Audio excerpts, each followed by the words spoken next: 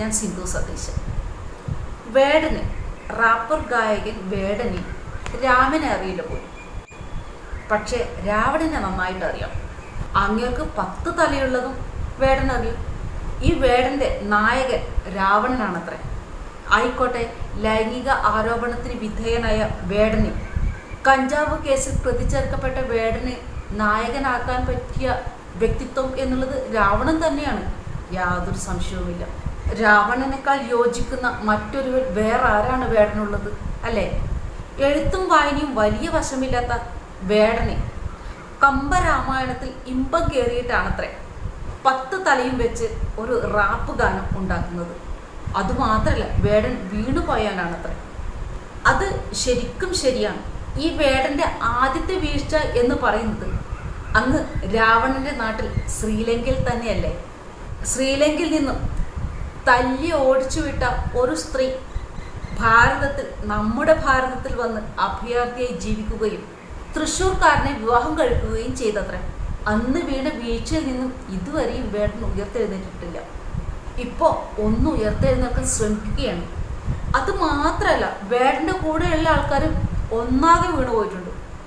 ഇനി ഈ വീണു പോയവരൊക്കെ താങ്ങി നിർത്തേണ്ടത് ഒരേ ഒരാളാണ്, വേടൻ. ഒരേ ഒരു വേടൻ. ഈ വേടൻ്റെ മുന്നിൽ നവോത്ഥാന പ്രസ്ഥാനത്തിൻ്റെ നായകന്മാരായ ശ്രീനാരായണ ഗുരു, മഹാത്മാ അയ്യങ്കാളി, ചട്ടമ്പിസ്വാമികൾ, ഇവരൊക്കെ വേടൻ്റെ മുന്നിൽ ഒന്നുമല്ല എന്ന രീതിയിലാണ് വേടൻ്റെയും വേട്ടക്കാരുടെയും തള്ളല് കേട്ടാൻ തോന്നുന്നു.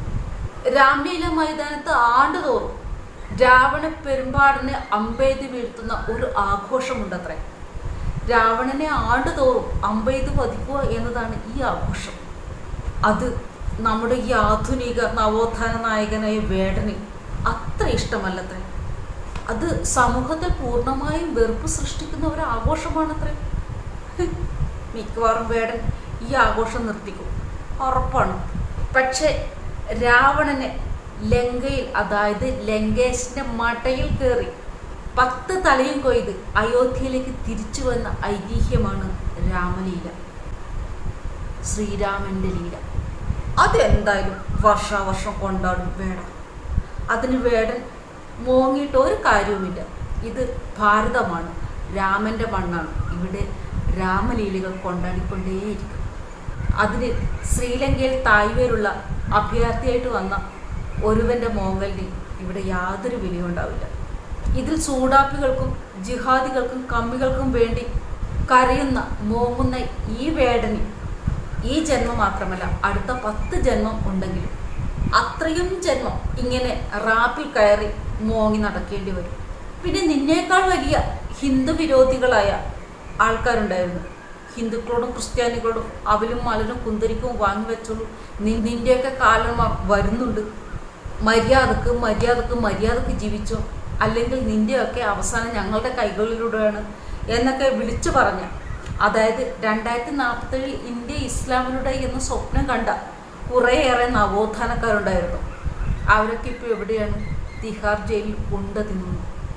ഈ പറഞ്ഞ തീവ്രവാദികൾക്കൊപ്പം ജിഹാദികൾക്കൊപ്പം നിൽക്കാനുള്ള ഒരു യോഗ്യത പോലും ഇല്ലാത്ത തെരുവിൽ നിൽക്കുന്ന നിന്നെ വെടിവെച്ച് കൊല്ലാൻ ഒരാളും വരേണ്ട ആവശ്യമില്ല. ജിഹാദികൾക്ക് നിന്നെ കൊണ്ടുള്ള ആവശ്യം കഴിഞ്ഞാൽ അവർ തന്നെ നിന്നെ മൂലക്കിരുത്തും.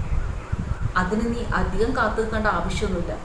ദക്ഷിണേന്ത്യയിലും കേരളത്തിലും വർണ്ണവിവേചനം ഉണ്ടത്രേ. ജാതിയിൽ മാത്രമല്ല, നിറത്തിൻ്റെ അടിസ്ഥാനത്തിലും എല്ലാവരും ഈ വിവേചനം അനുഭവിക്കുന്നുണ്ട് എന്നാണ് വേടൻ പറയുന്നത്. ശരിയായിരിക്കാം, ജാതിയുടെയും വർണ്ണത്തിൻ്റെയും പേരിൽ വ്യക്തികൾ അസമത്വം നേരിടുന്നുണ്ടാകുമായിരിക്കും. പക്ഷേ കഴിവിൻ്റെ മുമ്പിൽ നിറങ്ങൾ ഒന്നുമല്ല. ഉദാഹരണം കലാഭവമണിയാണ്. അദ്ദേഹം ജാതിയുടെ പേര് പറഞ്ഞോ അല്ലെങ്കിൽ കറുപ്പ് നിറത്തിൻ്റെ പോരായ്മ പറഞ്ഞോ ഒരു വേദിയിലും പാട്ടുപാടിയിട്ടില്ല. ഇപ്പം ശരിക്കും വേടൻ പറഞ്ഞു വരുന്നത് ജാതീയതയിലല്ല, വർണ്ണത്തിൻ്റെ അടിസ്ഥാനത്തിലാണ് വിവേചനം നേരിട്ട് കൊണ്ടിരിക്കുന്നത് എന്നാണ്. അതെന്താ? ഇനി വേടന് ദളിത് പരിവേഷം വേണ്ടേ? തൽക്കാലത്തേക്ക് ദളിത് പരിവേഷം വിട്ടുകളഞ്ഞു. അതിൻ്റെ കാരണം എന്താണ്? എന്ത് തെറ്റ് പറ്റിയാലും, എന്ത് തെറ്റ് ചെയ്താലും കറുപ്പിൻ്റെ അടിസ്ഥാനത്തിലും ജാതിയുടെ അടിസ്ഥാനത്തിലും സഹതാപം പിടിച്ചു പറ്റുന്ന കുറേ ആൾക്കാരുണ്ട്. അതിലൊരാളാണ് വേടൻ നീതി. അതിനപ്പുറത്തേക്ക് ഒന്നുമില്ല. ശരിക്കും ഈ റാപ്പർ ഗായകനായ വേടനെ ഞാനൊക്കെ അറിയുന്നത് ഇപ്പോൾ കുറച്ച് ദിവസം മുന്നേ കഞ്ചാവ് കേസിൽ പിടിച്ചപ്പോഴാണ്. അതിനു മുന്നേ ഇങ്ങനെ സമൂഹത്തിൽ ജാതീയതയുടെ പേരും പറഞ്ഞ് കുത്തിരിപ്പുണ്ടാക്കുന്ന ഒരു റാപ്പർ ഗായകനെ അറിയുന്നതേ ഇല്ല, ഞാൻ അറിഞ്ഞിട്ടേ ഇല്ല. അതുമാത്രമല്ല, കഞ്ചാവ് കേസിൽ പ്രതിയായപ്പോഴാണ് 2021 മീറ്റു ആരോപണത്തിൽ ലൈംഗിക ആരോപണത്തിന് വിധേയനായ ഒരു വ്യക്തിയാണ് വേടൻ എന്ന് പറയുന്ന ഈ റാപ്പർ ഗായകൻ എന്നറിയുന്നത്. എന്തായാലും പെണ്ണ് കേസിലും അതുപോലെ തന്നെ കഞ്ചാവ് കേസിലും പ്രതിയായ വേടന് അനുയോജ്യമായ നായകൻ തന്നെയാണ് രാവണൻ. പിന്നെ രാവണനെ അറിയാം, രാമനെ അറിയില്ല എന്ന് പറയുന്ന വേടന് രാമൻ ആരാണെന്നും രാവണൻ ആരാണെന്നും പറഞ്ഞു തരേണ്ട ഉത്തരവാദിത്വം ഭാരതീയരായി ഞങ്ങൾക്കുണ്ട്. കാരണം രാമനെ വിശ്വസിക്കുന്ന, എല്ലാ സന്ധ്യാസമയത്തും രാമനാമം ജപിക്കുന്ന ഭാരതീയർ രാമനെ കുറിച്ച് പറഞ്ഞു തരണം. അത് ഞങ്ങളുടെ ഉത്തരവാദിത്തമാണ്. ആരാണ് രാവണൻ? ബ്രഹ്മാവിൻ്റെ പുത്രനും പ്രജാപതിമാരിൽ ഒരാളുമായ പുലസ്ത്യ മഹർഷിയുടെ പുത്രനാണ് വിശ്രവസ്. അദ്ദേഹത്തിൻ്റെ മകനാണ് ലങ്കാധിപതിയായ രാവണൻ. ഒരിക്കൽ ബ്രഹ്മാവിൻ്റെ മാനസപുത്രന്മാരായ സനത് കുമാരന്മാർ മഹാവിഷ്ണുവിനെ സന്ദർശിക്കാൻ എത്തിയപ്പോൾ ദ്വാരപാലകരായ ജയവിജയന്മാർ അവരെ തടഞ്ഞു. ഇതിൽ കോപാകുലരായ സനത് കുമാരന്മാർ അടുത്ത 3 ജന്മത്തിൽ ജയവിജയന്മാർ അസുരന്മാരായി ജനിക്കട്ടെ എന്ന് ശപിച്ചു അത്രേ. അങ്ങനെയാണ് 2ാം ജന്മത്തിൽ ജയവിജയന്മാർ രാവണനായും കുംഭകർണനായും ഭൂമിയിൽ ജനിക്കുന്നത്. ഭൂമിയിൽ വിശ്രവസ് എന്ന ബ്രാഹ്മണന്റെയും ദൈത്യ രാജകുമാരിയായ കൈകസിയുടെ പുത്രനായിട്ടാണ് രാവണൻ ജനിക്കുന്നത്. കൈകസിയുടെ പിതാവ് സുമാലി ആഗ്രഹിച്ചത് കൈകസിയെ ഒരു രാജാവിനെ കൊണ്ട് വിവാഹം കഴിപ്പിക്കണം എന്നായിരുന്നു. എന്നാൽ പിതാവിൻ്റെ എതിർപ്പിനെ മറികടന്ന് കൈകസി ബ്രാഹ്മണനായ വിശ്രവസ് മുനിയെ വിവാഹം കഴിച്ചതിനാലാണ് രാവണൻ ഭാഗികമായി ബ്രാഹ്മണനായതും ഭാഗികമായി രാക്ഷസനായതും. ജന്മന സമയത്ത് ദശാനനൻ, ദശഗ്രീവൻ എന്നതായിരുന്നു അദ്ദേഹത്തിൻ്റെ പേരുകൾ. രാവണൻ്റെ സഹോദരങ്ങൾ വിഭീഷണനും കുംഭകർണനും. പഠിക്കാൻ വളരെ മിടുക്കനായ രാവണൻ വളരെ ചെറുപ്പത്തിൽ തന്നെ വേദങ്ങളും പുരാണങ്ങളും കലകളും ക്ഷത്രിയന്മാരുടെ മാർഗങ്ങളും അഭ്യസിച്ചിരുന്നു. ഒരിക്കൽ രാവണൻ കൈലാസം ഇളക്കി മാറ്റാൻ ശ്രമിച്ചപ്പോൾ ശിവഭഗവാൻ കാൽവിരൽ കൊണ്ട് അത് എതിർത്തു. കൈലാസ പർവ്വതത്തെ ശിവഭഗവാൻ അമർത്തിയതോടും കൂടി രാവണന്റെ കൈത്തണ്ടയിൽ നിന്ന് രക്തം പ്രവഹിക്കാൻ തുടങ്ങി. അതിൻ്റെ പ്രാണവേദനയിൽ രാവണൻ ഉറക്കെ അലറിയത്രേ. അതിനുശേഷമാണ് അലറിയവൻ എന്ന അർത്ഥം വരുന്ന രാവണൻ എന്ന നാമധേയം ഈ രാക്ഷസ രാജാവായ ദശാനന് കിട്ടുന്നത്. ഈ ഒരു സംഭവത്തിന് ശേഷം രാവണൻ വലിയൊരു ശിവഭക്തനായി മാറുകയും ശിവതാണ്ഡവ സ്തോത്രം രചിക്കുകയും ചെയ്തത്രേ. രാവണന്റെ 10 തലകൾ 10 ഇന്ദ്രിയങ്ങളെയാണ് സൂചിപ്പിക്കുന്നത്. ഇങ്ങനെ ഇന്ദ്രിയ തലത്തിൽ ജീവിക്കുന്നവൻ തൻ്റെ സുഖത്തിനു വേണ്ടി എന്തും ചെയ്യുമത്ര. അങ്ങനെ മായാ സീതയെ കണ്ട രാവണൻ സീതയെ ആഗ്രഹിക്കുകയും സീതയെ സ്വന്തമാക്കാൻ ആഗ്രഹിക്കുകയും സീതയെ അപഹരിക്കുകയും ചെയ്തു.